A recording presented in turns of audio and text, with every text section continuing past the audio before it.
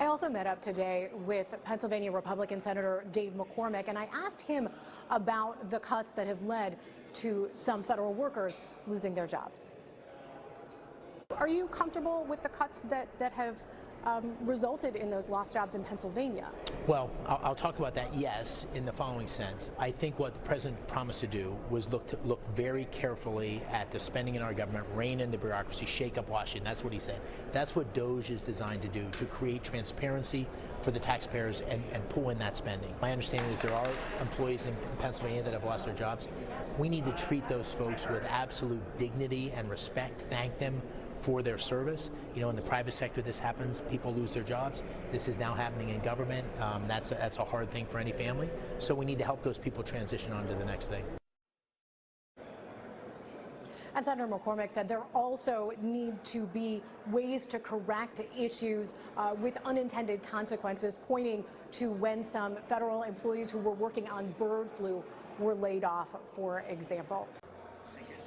Yeah, Johnny, I have been talking to lawmakers here in Washington about the president's speech tonight and about the first weeks of his administration. I spoke this afternoon to Senator Dave McCormick from Pennsylvania, and I asked him about those new tariffs that you have been talking about and the potential impact of them. Take a listen. Are you concerned at all that those could raise prices for consumers? Two, I think, justifications for tariffs. One justification is to change behavior.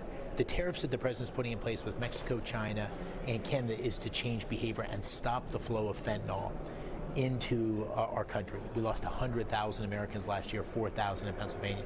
So prices may tick up a bit, but the focus here is on such a life-changing thing that I think it justifies, and hopefully the behavior will change. Do you think that the tariffs are the right approach specifically on Canada? I was talking recently to the former ambassador to Canada, David Cohen, who was saying when it comes to fentanyl coming from Canada, his data was that it was less than 1% of the fentanyl that was coming into the US. The bulk of it is certainly coming from the southern border, but I was actually with President Trump when he had dinner with Trudeau in Mar-a-Lago.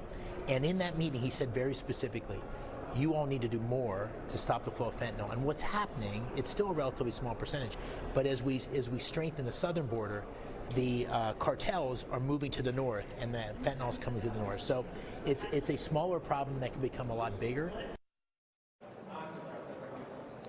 And Senator McCormick did list two reasons for tariffs, the other one being reciprocity. And now members of Congress here tonight, some of them are bringing guests, in particular guests that will send a message